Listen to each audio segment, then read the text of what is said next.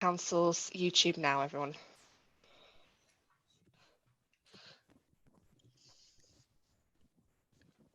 Good morning and welcome. This is Natasha in Governance Services. Under agenda item number 1, Councillor Lennox was nominated as chair prior to the start of the meeting. Are all members agreeable? Yes. Thank you. Councillor Lennox is formally elected as chair, and I'll hand back over to you. Thanks, everybody. Good morning, everyone. Welcome to the remote hearing of the Licensing Subcommittee. My name is Councillor Lennox and I'll be chairing. Before I proceed further, could I just remind everybody that this meeting is being streamed live now on the City Council's YouTube channel. Can I also ask my colleagues, following members of the subcommittee, to introduce themselves? Ben? Yep, Ben Garner, Councillor for Ardley and Robin Hood. Al Garthwaite, Councillor for Headingley and Hyde Park. Thanks, Al. Cool. Right. I'd like to start the hearing today by confirming that this meeting of the Licensing Subcommittee meets the requirements of the Council's constitution, even though members of the panel are in remote attendance. While items today will be fully discussed as is usual, remote attendance requires a few slight changes as to how I'll manage the debates. Therefore, can all attendees please mute their microphone unless they're invited to speak, and this will avoid disruption from background noises. Can all participants please keep their cameras on during the hearing, and all participants will be invited to introduce themselves at the start of the hearing to make it clear to public observers who will be involved in proceedings. So I'll ask you for assistance and patience while we go through this process. So could I now invite officers to introduce yourselves and to mute your microphone once you've introduced yourself. So we'll start with Rob. Good morning, I'm Robert Brown. I'm a solicitor with Leeds City Council's Legal Services, and I'm the legal advisor to the subcommittee this morning. Okay, Matthew. Good morning, everybody. My name is Matthew. I'm part of Entertainment Licensing, and today I'm supported by Susan Duckworth. Thank you. And Natasha. Hello, Natasha Prosser, Governance Services and Clerk to the committee. Thank you. And I think that's all of the officers that we need to introduce. So we'll move forward. Could I ask the applicant and their representatives to please introduce themselves? Yes, thank you, Chair. Good morning. My name is Rebecca Ingram. I'm from Kite Solicitors and I'm the representative of the applicant today. I'm here together with Stephen, who I will pass you over to now. Morning, everyone. My name's Stephen Bickers. I work at Leeds Dock as the estate manager. I'm here on behalf of Allied London. Okay, thank you. And could I ask the objector to please introduce yourself as well? Hi, I'm Steve Taylor. I'm a resident at Leeds Dock and I'm objecting to the application. Thank you very much. Right, back to the clerk. Thank you, Chair. So moving to agenda item number 2, there are no appeals against the refusal of inspection of documents. Under agenda item number 3, there are no items which require the exclusion of the press and public. Under agenda item number 4, there are no formal late items. However, some supplementary information in relation to item 6 in the form of an additional submission from the applicant has been circulated and published in advance of the meeting. And then under agenda item number 5, could I ask that members disclose any disclosable pecuniary interests? None from me. None. Thank you. I'll take that as none. Okay, thank you. So moving to agenda item number 6, which is the application for the grant of a premises licence for the Dockside, Leeds Dock, Hunslet, Leeds, LS10 1EG. So could the legal advisor to the subcommittee please outline the procedure for the hearing? Thank you. Our usual procedure for such applications is that the applicant addresses the committee first. Any other parties who've indicated an intention to speak at the hearing then address the committee, and then the applicant has the chance to respond to anything said by the other parties.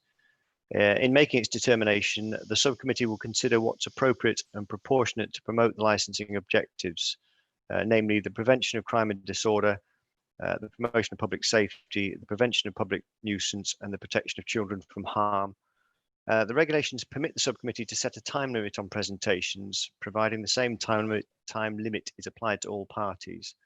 The usual time limit applied is 15 minutes per party, and the applicant may wish to split their allocation between their initial presentation and the response to the other party or parties. For example, 10 minutes initially and then 5 minutes at the end. Can I ask the subcommittee if they wish to impose a 15-minute time limit or any other time limit today? I would suggest that we give ourselves the full 15 minutes if my colleagues agree. And then obviously it's up to the applicant if they want to split that time. Yeah, could I just interject? Sorry, there's quite a lot to get through here. Could I perhaps ask if it would be possible for me to have the 15 minutes for initial submissions and then just perhaps 2 or 3 minutes at the end for summing up and responding? Would that be possible today at all? Members? I'm happy if my colleagues are. I think it would be good to get the thorough lot of information. So if my colleagues are happy with that. I'm happy, and yeah, obviously the objectors are the same amount of time then as well, so it seems fair. For the sake of timing, then, are you happy with 15 minutes plus 5 minutes at the end? If 5 minutes is, I'm sure surely that should be enough. 5 minutes on top. Yeah, that would be wonderful. If that's okay, Chair, that would be fantastic. Okay, and if is the objector also fine with that time limit? You don't have to use it all, obviously. Yeah. Okay. Cool. Well, we'll go ahead with that then, please, Rob. So Mr. Taylor, you'll get 20 minutes in one go. You don't get a further go. Just to clarify that. So a time limit of 20 minutes will apply to all presentations. After each presentation, the subcommittee members may wish to ask questions. The time for questions to be asked and answered is in addition to the time set for presentations. Please note that we do not permit cross-examination in subcommittee. If any party feels there is a crucial question that needs to be asked and answered, please don't ask the person directly, but instead make a request to the chair, who will then determine whether or not the question should be put. Parties may request permission to call witnesses. Can I ask if any party wishes to call a witness today? We do have here Anson Ellis. He is his representative of the operator. So Allied London are the landlord, they will be the licence holder. The operation of the premises on the ground will be via WePop, and Anthony is here from WePop. Now, I'm not intending specifically to call him as a witness, but he is here should the committee have any questions of him. Okay. Thank you. All documents that have been submitted previously have been copied and circulated to the subcommittee in advance. Can I confirm that we all have the same original pack with the agenda report to the subcommittee? It should be 98 pages long. In addition, there are further 10 pages of supplementary information. Does everybody have the same packs? Thank you. It will be helpful when referring to documents to identify which document you're referring to by its bundle page number. Additional documents may now only be tabled with the consent of all the parties. Are there any additional documents that anybody wishes to table today?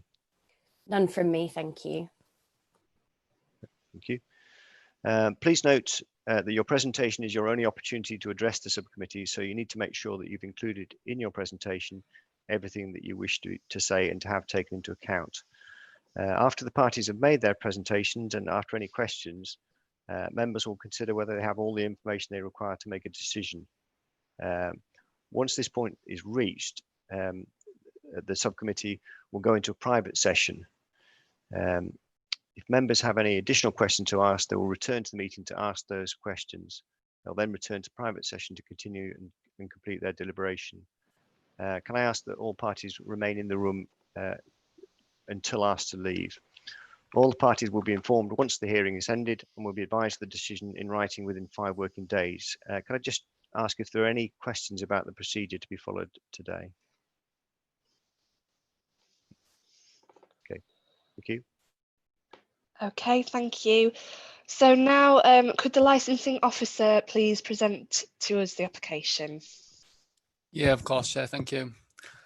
So today members are required to consider an application for the grant of a premises licence made by Allied London 1 Limited for the Dockside Leeds Dock LS10.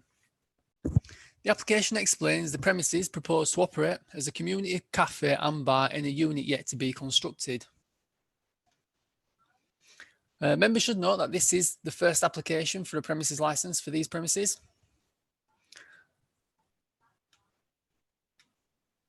So a redacted version of the application can be found attached at Appendix A on page 11 of the report. And it should be noted that this includes the original measures offered by the applicant to promote the licensing objectives. A summary of the amended application, including the new operating schedule that includes all the agreements agreed with the applicant, objectors and West Yorkshire Police, can be found attached at Appendix C on page 43 of the report. So the application has attracted representations from West Yorkshire Police. These have been agreed prior to this hearing, and a copy of that agreement can be found at Appendix F on page 55 of the report. Additionally, 7 representations have been received from members of the public on the grounds of public nuisance. 2 of these were subsequently withdrawn following the amendments made to the application by the applicant, and that leaves 5 representations unresolved. 1 representation has been received from a local ward member, and this has also been withdrawn following the amendments made to the application by the applicant. We've also received 1 representation in support of the application, and for members' information, redacted copies of these outstanding representations can be found at Appendix G on page 59 of the report. The licensing authority is in receipt of supporting information on behalf of the applicant that is included as a late item. This consists of a witness statement, a revised operating schedule that includes track changes to indicate amended wording to the final version of the measures offered by the applicant, and finally, a noise control procedure. I can confirm that this information has been supplied to all interested parties in advance of today's hearing, and that, Chair, is an outline of the application being applied for. Thank you. Thanks, Matthew. Okay, so now over to the applicant then. Could I now invite you to present your case to us? Thank you very much, Chair. Yes, good morning, everybody. As you've heard, just in sort of preliminary discussions there, I'm in attendance today with Stephen Bickers of Allied London and Anthony Ellis from WePop. Allied London are the owners and developers of the Leeds dock area and the applicants for this licence because they take responsibility for this area as a whole. WePop will operate the unit on the ground, and the proposed style of operation that is described in the witness statement that Mr. Nelson has just mentioned within your supplementary agenda papers. Hopefully, as Mr. Nelson has confirmed, you've all had the time to read that. So I won't go into too much detail in terms of exactly what this site is proposed to be. The witness statement also details the Leeds dock area and strongly submits that the correct characterisation of this area is as one of mixed use. Now, my clients absolutely accept that there is a significant residential element here, but this area has, since its inception and even before my client's involvement in this area, always been envisaged as having a very significant commercial element as well, both through office use and through leisure, entertainment and retail use. Indeed, the original developers, the Berkeley Group, said at the time that when the area was completed, it would include 500,000 square feet of leisure, entertainment and retail facility versus 440,000 square feet of residential apartments. There are various existing leisure uses nearby the site of this proposed premises, and those are detailed for you at Appendix D of your agenda papers, and you also have the hours for those various uses within the agenda papers as well. So there is much made in the representations that remain of this being a residential area. And Stephen details in his witness statement that he isn't content that that is a true and fair representation of the area. We want to be very clear that our view is that this is a mixed use area. And indeed, I do think that that is reflected in what some of the representations themselves actually say. And I will mention that in due course when I address the representations. However, what I want to say initially is that my client has worked very hard to address the representations that have been submitted in a number of ways prior to coming before you as a committee today. So firstly, as you've heard, the initial application has been amended since submission. So we initially sought hours from 10 o'clock in the morning until 11 o'clock at night, Sunday to Wednesday, and 10 o'clock in the morning until 1 o'clock on a Thursday to Saturday. My client has agreed to reduce the Thursday to Saturday hours significantly. So what we seek in front of you today is a licence from 10 a.m. until 11 p.m. daily. My clients also agreed various amendments to the already comprehensive operating schedule, and that can be seen from the tracked version that Mr. Nelson has mentioned, and also from the sort of finalised version that's there in your papers with all of the various conditions that have been agreed. One of the important amendments to conditions here is an agreement that the external area will not be used beyond 10 p.m, save for smokers, so it won't be used for drinkers and diners. And that, in our view, is a very reasonable offer. This is the sort of cut-off time that you would expect to see for often a pub beer garden in sort of a rural area. So we would submit that that is reasonable for the sort of area that we find ourselves in here. Now, we would submit that the reasonable nature of those amendments is evidenced by the fact that some of the representations have been withdrawn in response. So as you've heard, Councillor Ray was able to withdraw his representation following the amendments made, as did two of the local residents who made objections initially. Of the objections that remain, my client has tried several times to engage with those residents in order to, first of all, communicate the amendments made to the application, and then secondly, to offer to discuss any outstanding concerns if they did exist following those amendments. So you'll see on pages 35 to 37 of your agenda papers that my client wrote some time ago to each of the objectors, detailing the changes to the application, and within that correspondence offered to set up a virtual residents meeting, so a meeting prior to this hearing, if that was desirable for any of the residents. They sent a follow-up then to those residents who hadn't responded or who had indicated that they wanted to maintain their objections, and that was on the 21st of July. One further resident withdrew following that letter, but those who remain in the main did not respond at all, despite my client repeating the offer at that stage for a virtual residents meeting. Mr. Taylor, who's here today, did respond. He said that he was unable to attend a virtual meeting with myself and my client, so we have engaged in some written correspondence in advance of this hearing. Now, in respect then of each of the representations that do remain, and as a result of this lack of engagement, this lack of ability for us to discuss the concerns with the objectors that do remain, I just want to go through and address each of them specifically, deal with the points that are made in each of the representations that remain, because my client hasn't had the opportunity to do that to date with the residents themselves. So if I may, I'll take those in order of your agenda papers, just starting the first is on page 59. So this representation focuses specifically, we would submit on the Thursday to Saturday hours that were initially sought.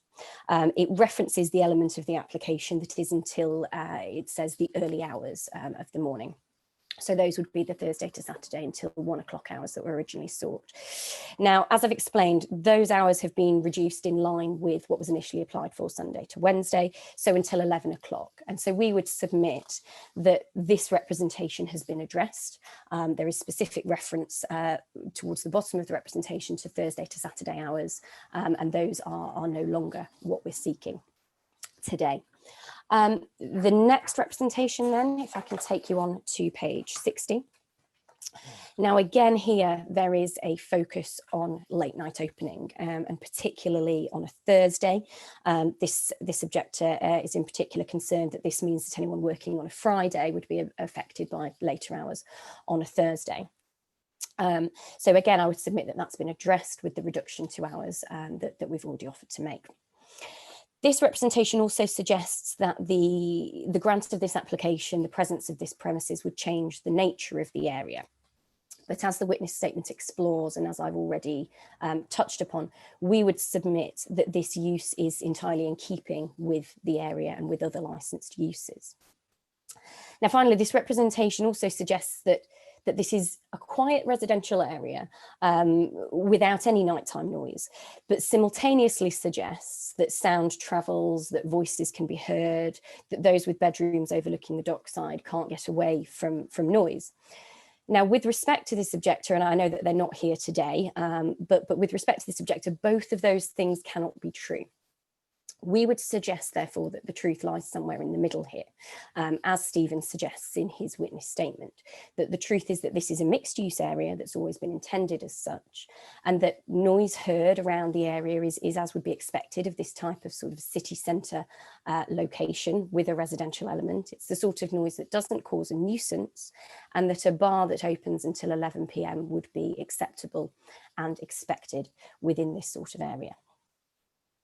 If I can then take you on again to page 61, to the representation here. Now, again, this representation refers to late hours. It talks about a reduction in hours of sleep and suggests that these may be reduced to less than 5 hours. So again, I would assume, again, we haven't been able to discuss this application with the objector himself, but I would assume that this is referring to the later hours here that were initially applied for on a Thursday to Saturday. There's also reference to the outdoor seating, which I've already explained will close at 10 p.m, save for smokers, and I've already submitted and would reiterate our submission that that is a reasonable and proportionate cut-off time. If I can then skip ahead here, I'll skip ahead to page 63. Page 62 is the representation that Mr. Nelson mentioned that's in support, and I'll return to that shortly if that's okay. So if we skip ahead to page 63. And again, there are some contradictions here within this representation. Now, there's reference to Dock 29, which is a bar that would previously operated within one of the buildings within Leeds Dock on the ground floor. And this representation suggests that Dock 29 had no demand, it struggled, it was rarely busy, and yet claims that it was just about tolerable. Now, again, we would submit here that both of these things cannot be true. Now, my client is aware that at the very outset of of Dock 29's operation, there was a third-party operator here. Some of what they were doing was perhaps inappropriate, and a stop was put to that. And so far as my client is aware, issues were not caused after that. Now, this representation again seems to suggest that the grant of this application will create awful noise, and yet in the same representation seems to suggest that people won't use this bar, that it won't be attractive, making its long-term future unviable. Now, that isn't my client's hope. They hope that it will be attractive to local residents. Those are the people that they want to attract to use this space as a community hub. But if the suggestion is that it's likely to be too quiet, we would submit that it isn't simultaneously something which can cause a nuisance. Again, we would suggest that the truth is in the middle here.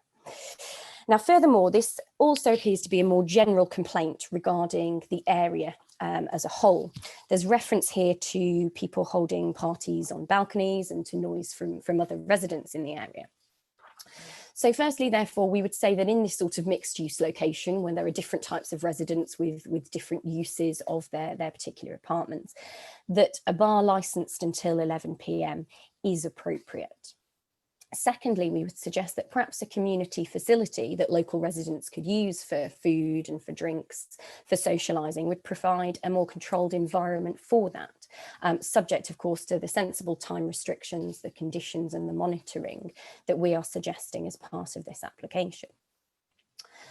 Thirdly, as part of the correspondence with another of the objectors, Mr. Taylor, who is here today, my client has discussed the area in general, and my client, and Mr. Bickers specifically, has provided in the past his contact details to local residents. We know that Mr. Taylor has those. He's very happy to provide contact details to any other resident within the vicinity that would like to have them, and he's very happy to respond to issues as and when they are reported to him. And he's happy to continue to do that. However, what he's also offered to do is to introduce the noise control procedure that's within the supplementary agenda papers today. So this goes wider really than this specific application. It talks about noise monitoring across the estate as a whole. So as I say, not necessarily specific to this particular application, but I would submit demonstrates my client's commitment to working with residents and to doing what they can to address any issues that they might have in the area as a whole. This representation, the same one that starts on page 63, also refers to a sense of dread with regards to the use of the smoking area. Now, we obviously can't deny that people are going to smoke outside. That is the law, people must smoke outside. But what we have agreed is, as I've said, that the outside area will not be used except for smoking after 10 p.m. So no one's going to be encouraged after that time to dwell outside. They won't be able to come out and have a smoke and have a drink. The area will only be for smokers after 10 p.m. and will be closed entirely at 11 p.m. And that's actually a time that this objector refers to as tolerable in relation to the previous bar, Dock 29, which closed at 11 p.m. So that would be the same timings as what operated there previously. The final representation then from Mr. Taylor is on page 65 and goes on from there up to page 68, and then there's some additional documents after that. So this representation refers to there being 200 apartments overlooking the dock, and of course there are more in the area. We've explained that this is we understand there's a significant residential element here. What we would say though is that given that there are that number of apartments, it is therefore clear that in our submission the overwhelming majority of residents in the area do not object to these proposals. There being 5 outstanding representations, none from any responsible authorities, and a local councillor who is now in agreement with this application.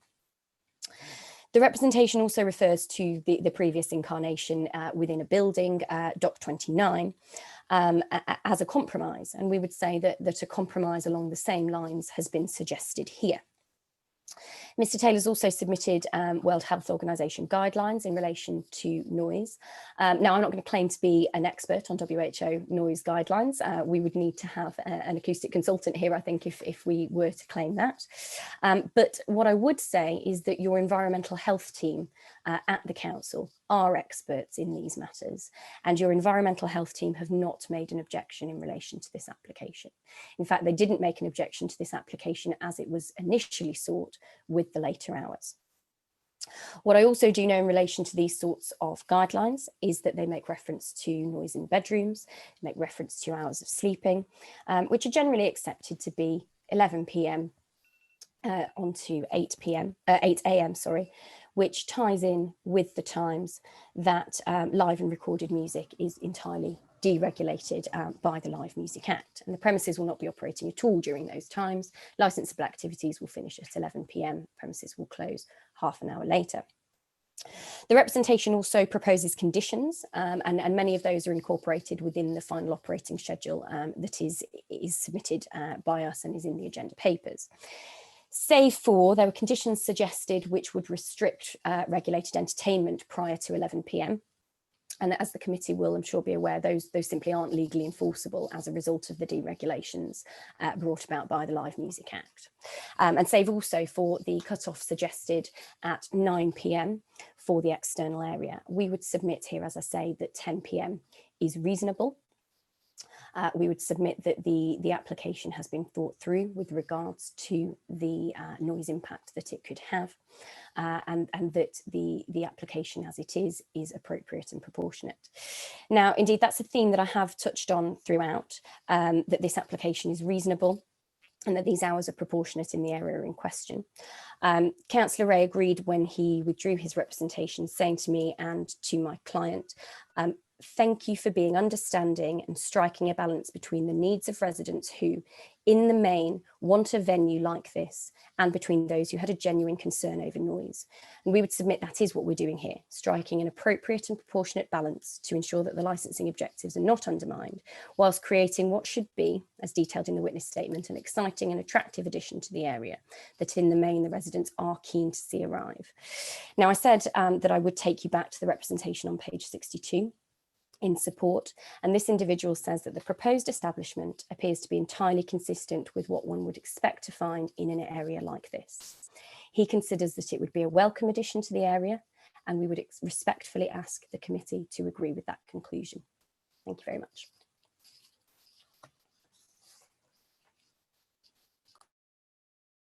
Thank you. Right. So at this point, we are able to ask questions to you as an applicant. So I'll just open it up to my colleagues and ask if there's anything that we'd like to start off with? Just jump in. Yes, I'd like to ask, how soundproof are these containers where the community hub will be? Stephen, can I pass that over to you in terms of the construction of the unit? Hello. The containers are originally, it's a container form, so it's a steel wall container. However, our fit out proposes an internal level of insulation, either it be through what you would expect in a standard construction. So almost like a stud wall with insulation infilled against it, or it could be another second layer of steel construction, again with some insulation between it.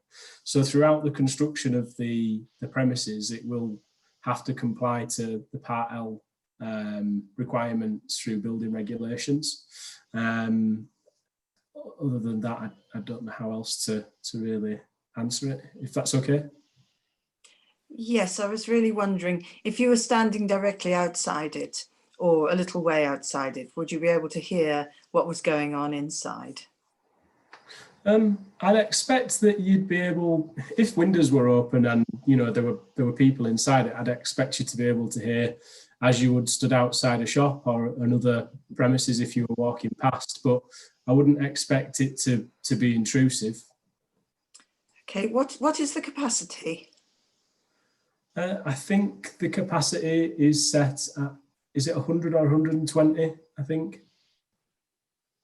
Sorry, can I just pass that over to Anton? Because he's going to be the chap who's operating it through WePop. Is that okay? Yeah. Yeah, I think we hadn't completely finalised what style of seating we'd have, which could reduce levels of capacity slightly. But internally, we were looking at over 2 floors, 110 people. Exterior, I think, could add another 40 odd people. And that's presumably without current sort of, that's more generally, not with current considerations about COVID and distancing and yeah, okay, thank you. Okay. Sorry, go on, Al. Yeah, I see you say you'll have no music and no screens, but if you have quizzes, will there not be a need for a PA of some sort with that number of people? Yeah, I don't think there was no sort of specific condition around that being prohibited. It may be that I don't know. I'll pass over to Anton as to whether specifically you would need a PA for quizzes, but all of that would be within the confines of the conditions that are proposed in terms of ensuring that a nuisance isn't caused, that it can't be heard in residential apartments, etc., etc. Would you need a PA specifically for the quizzes that you propose, Anton? No, not at all. Typically, it's just on one level, and yeah, it would just be just someone acoustically. We would have, and I think Rebecca highlighted this earlier, that there is the provision to have recorded music during opening hours.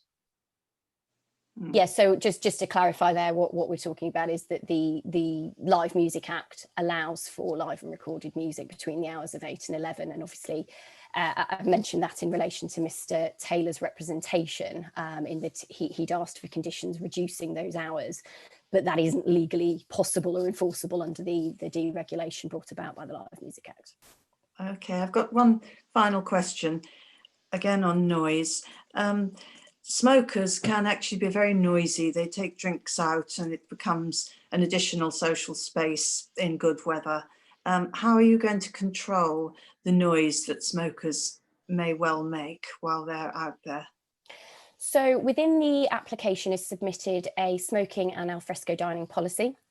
So the outdoor area would be managed by reference to that policy, which would form part of the licence. It's a requirement under the conditions that policy is adhered to. So that involves the monitoring of the outside area specifically by staff or door staff when employed. signage in the outdoor area to ensure that customers are aware of the obligations upon them, staff monitoring that and ensuring that any customers who are not abiding by instructions that they're given are either brought inside or asked to leave, depending on the particular situation. And Anton is experienced in operating these sorts of premises that sort of pop up within residential areas in accordance with these kinds of policies. So his staff would be trained and briefed on the use of the outside area, the importance of ensuring that residents aren't disturbed and making sure that customers are behaving in an appropriate fashion outside. Okay. Ben, any questions? Yeah, a couple. Thank you, Chair. Just on the back of that about the smokers, which outside areas would be open for smokers after 10? Because looking at the plan there, there's the main entrance, but then there's also the first floor terrace. Would that be one of those or both? I presume it would just be ground floor. Is that right, Anton? Yeah. Okay. Thank you. And in the submission about the noise protocol, I wondered whether that was existing, but from what you said, that seems to be a very new thing or proposed protocol about noise. So that seems to suggest, and correct me if I'm wrong, that there'll be 4 sort of noise monitors around the estate. Would that be right? Yeah, so it's a newly sort of formalised procedure. The Allied have always responded to any issues that have occurred within the vicinity of the estate. But yes, it's new in the sense that it's formalised. Steve, can you just talk through exactly how that will work with various staff? Yeah, sure. I manage Leeds Dock from an estate perspective as well as some other key projects. So I'm directly in charge of our security team, our estate team, cleaning, landscapers, etc. So we generally manage Leeds Dock from almost a holistic sense. So our security team patrol the public realm areas and we monitor those areas for any antisocial behaviour normally anyway. This procedure is by use of that team, not solely for this premises, but for the estate on whole. That's why we've chose to use certain key areas where people are likely to either pass or gather. It will be a member of my security team that have a handheld decibel reader or noise measuring device. I don't know what else to call it really, but they'll go to those locations, they'll take a reading, they'll also visibly see who's in that area and be able to respond to issues in that area. So that'll be something that all of my team are trained on and are able to respond to if they find something when they're present there. Okay. Well, and the residents are aware that that's happening or going to happen? I think, sorry, I'm not too sure, but I think Rebecca has shared that information. So we propose to put it in place of this application, but to be honest with you, it'll be something that we put in place anyway, because I think it's just good practice. Okay, thank you. That's it from me at the moment. Thanks, Chair. Thank you. Okay, I just have one more. So thanks for clarifying what you changed about your 11 p.m. end of license. Thank you for that. Can you just confirm what that now means for your late night refreshments? Is so presumably this is coffees after you've stopped serving alcohol. Do you just want to let me know how you see that working? Yeah, of course. Let me just double check exactly what we agreed with Councillor Ray. Bear with me 1 second.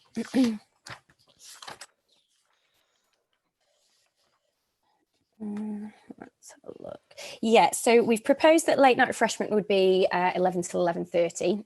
It's something, to be honest, that I normally do as a matter of course, in the sense that if somebody perhaps wants a coffee before they leave or something like that, it allows for that. However, if it's something that the committee were concerned about for any reason, I'm sure that we could bring that in line with the alcohol hours as well. Okay, thanks for clarifying. I don't think I have any further questions. Ben, Al, go for it. This is a slightly different question, not relating to noise, but as you may be aware, Leeds City Council offers free training to bar and club staff around recognising and dealing appropriately with incidents or complaints about sexual harassment. I don't think that is taking place at the moment due to COVID, but when it starts up again, will your staff and management be willing to attend this training? I'll Yeah. pass it over to you, Anton, but I'm sure, yep. Yeah, absolutely. I mean, clearly it makes sense, and we want to fall in line with any of your sort of local Leeds compliance. So absolutely. Thank you. That's all from me. Okay. Right, thank you, everybody. I think at that stage, that's all for questions to the applicant. So I think now we will move on to the objector that's present. So Mr. Taylor, you've now got 20 minutes if you'd like to present your case to us, and then we'll have further questions after that. Thank you, Chair. Good morning, everyone. So I'm Steve Taylor. I'm a long-term resident of Leeds Dock. I've been living in Leeds Dock for over 8 years now, 6 of which of those I've been a leaseholder in McClure House, and that's the residence that is most close to the proposed venue, directly overlooking the proposed licensed premises at just 30 metres from those premises that are proposed. So I've objected on the basis that I've got concerns of noise nuisance causing me a lack of amenity within my home, and I've submitted within my objection World Health Organization guidance around what would constitute noise nuisance at all times of the day, not just nighttime but also daytime. The proposed premises will be open throughout the day, and large parties would cause significant noise nuisance at that time. The council's environmental health team do recognise that the dock has special acoustic nature, and where the proposed premises are, I would argue that at 30 metres, the nearest residence windows would suffer from noise nuisance at all times of the day, and that the proposed binding conditions around the licence don't protect the residents sufficiently from that noise nuisance. From the beginning, I would dispute that the Allied London has engaged with residents around the demand for this facility. There was no prior engagement with the residents to the application for licensing. The first residents knew of licensing was the posting of notices around the venue. So I would dispute that it's solely for the residents' benefit. We weren't engaged with, we weren't asked prior to any submission whether or not this would be a useful venue for the residents. Up to date, no noise survey has been undertaken to indicate whether there would be a significant impact of noise nuisance from the venue. I believe that would be a good measure that the applicant could undertake to ensure that what could be construed as noise nuisance, it would be understood what that noise level could be. The conditions go into detail about that it would be a clearly delineated external area within the license application. There was no plan or outline of what that noise area would be. Neither was there around the size of that area or the occupant capacity.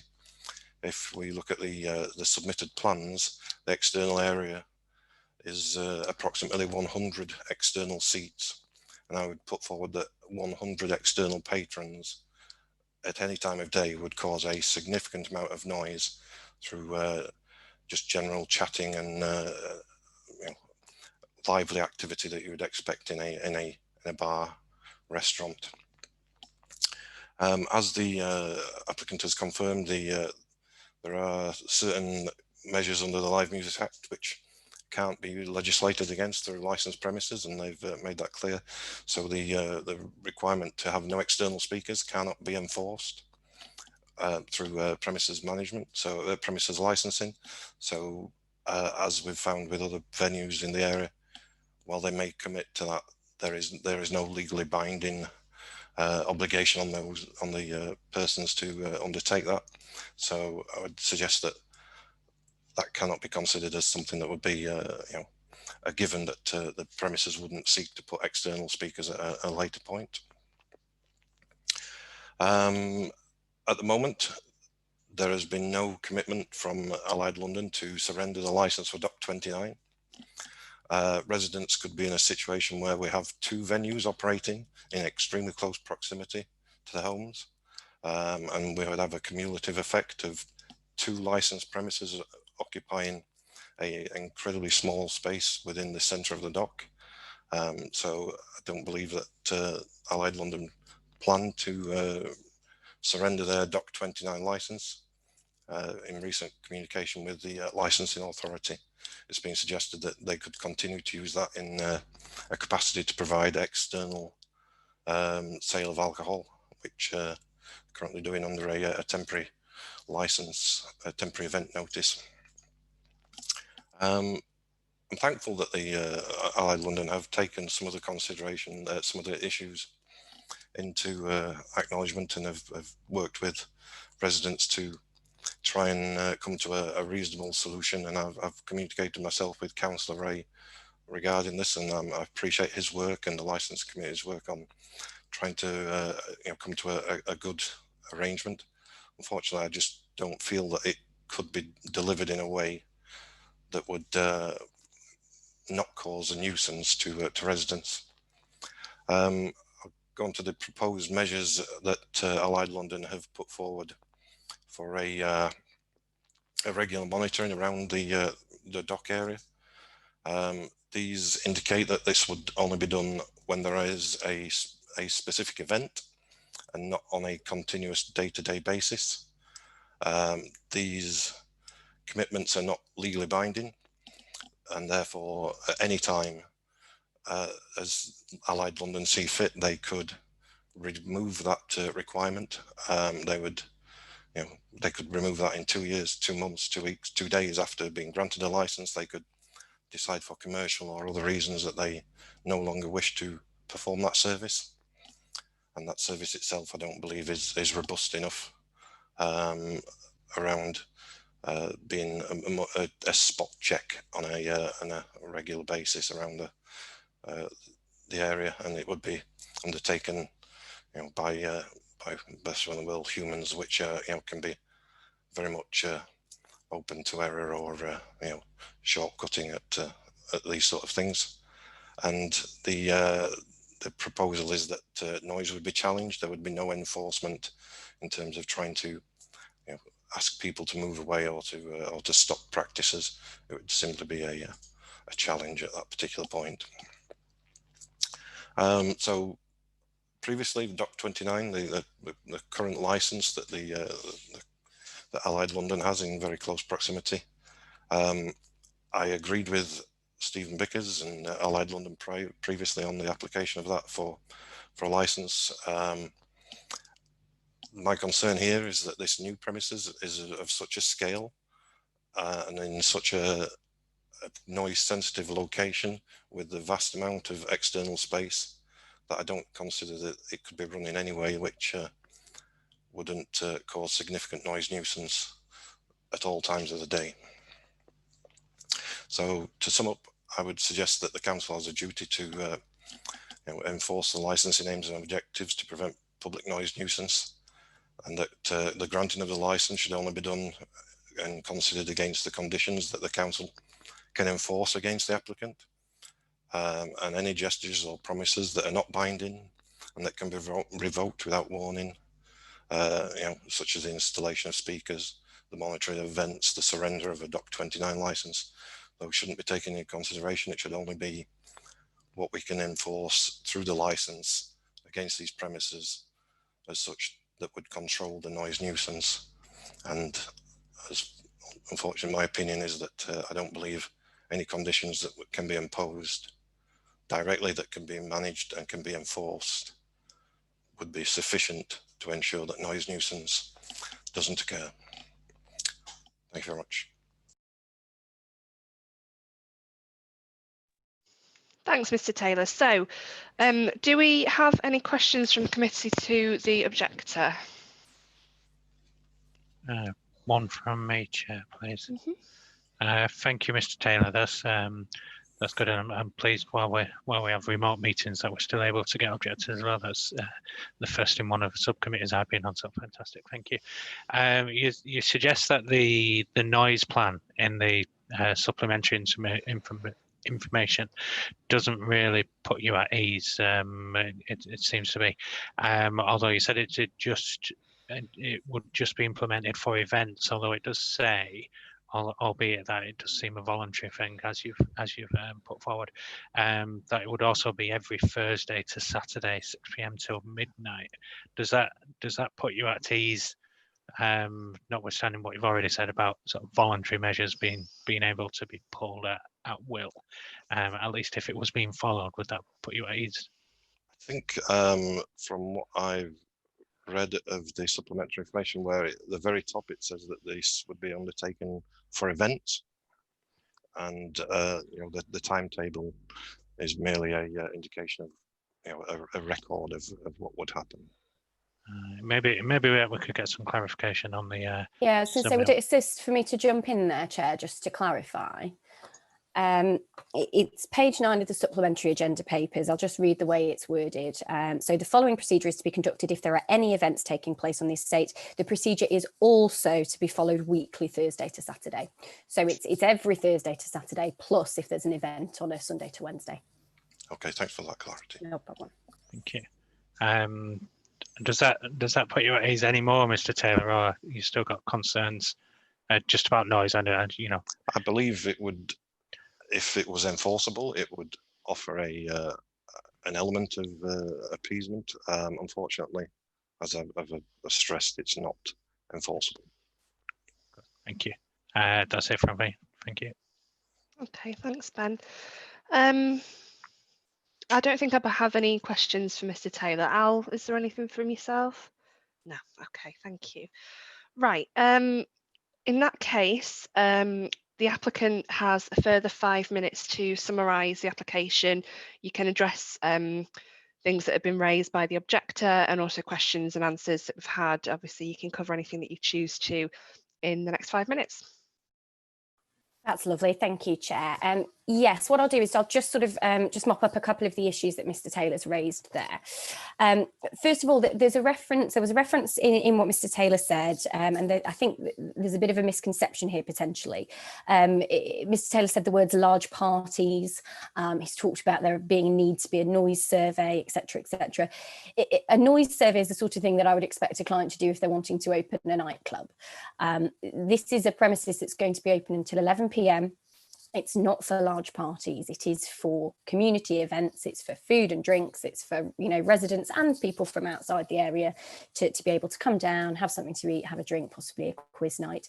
We're not talking about sort of large scale events or anything along those lines.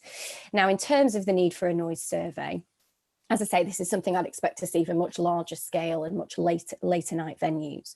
But what we do need to be clear on is that this application is going through this process from a licensing perspective. We're thinking and talking about nuisance. We're talking about conditions that are going to be enforced in relation to nuisance. It's going through planning process, building process that Stephen talked about in terms of the insulation. So all of that stuff is there as a safeguard in terms of this application.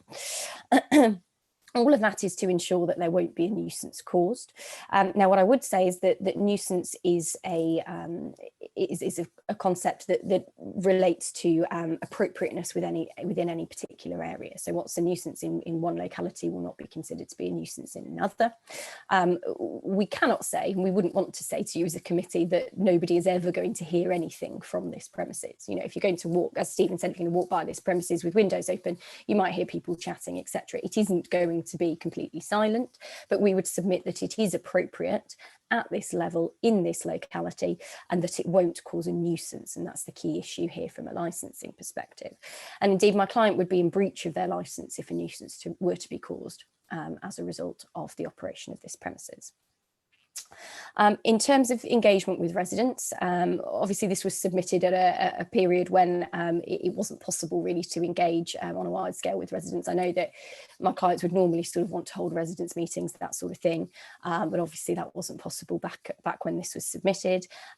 The application notices informed residents of this application being submitted, and there have been 3 attempts since to hold a virtual residents meeting with those who did have concerns, as well as correspondence going backwards and forwards for those that didn't want to engage in sort of a face-to-face meeting.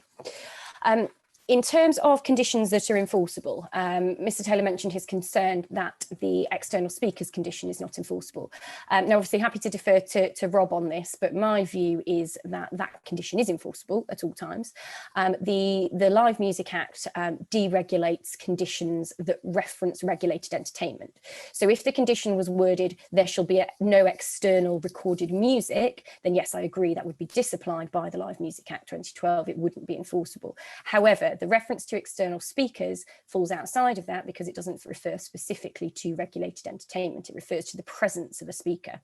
So the presence of a speaker is prohibited by that condition, and that is legally enforceable in my view. In terms of Doc 29, yes, that is still licensed. There was never any suggestion or mention that we would surrender that license in return for the grant of this application. So it's not disingenuous to say that that license is still in place. However, it's not being used for licensable activities as I understand. It's being used as a TV studio. Stephen, jump in if I'm wrong. Lovely. Finally, in terms of the noise control procedure, as we've discussed, obviously, just in response to that query, this would be in place whenever any events are taking place, plus throughout Thursday to Saturday. Now, again, I would, of course, defer to Rob on this. I do agree that it's probably not enforceable in relation to this particular licence, because it is a condition that refers to the estate as a whole, rather than to sort of the particular application at issue here. However, if it could be enforceable, I'm sure my client would be more than happy to agree that this noise procedure would be part of the licence. I don't think they'd have any issue with that. If Rob is in agreement with myself and with Mr. Taylor that it isn't legally enforceable, what I would say is that they're making a commitment here in front of 3 local councillors, in front of the licensing team at the council. So if noise complaints start to come in and there's evidence that this procedure isn't being followed, I suspect that a dim view would be taken of my client for going back on the promises that they've made in front of you, and they've absolutely no intention to do so. They're happy to implement that policy, that procedure. As Stephen has explained, there are already the security staff on site to implement it. There's no reason for them not to. So hopefully that deals with most of the issues raised by Mr. Taylor. I would just sum up to say that, and to sort of reiterate, that it is our view that this application as amended is entirely proportionate and appropriate in this area. No outstanding responsible authority representation, a small number of conditions agreed with West Yorkshire Police, and importantly, no comment whatsoever from environmental health. So they are satisfied that there won't be a nuisance here. Okay, I think I'm going to have to stop you because I think I heard the timer go. But thank you for summing up, Rebecca. That's been helpful. Thank you. Okay, so the subcommittee will now move into private session to deliberate on the application. Could I ask that all parties, including the applicant and their representative and the licensing officer, remain available should the subcommittee have any additional questions? If there are any additional questions, you'll be invited back into the meeting by the clerk. So over to the clerk. Thank you, Chair. So the members, the legal officer and the clerk will now move to a breakout room for private discussion and will return to the meeting once those discussions are complete. Thank you.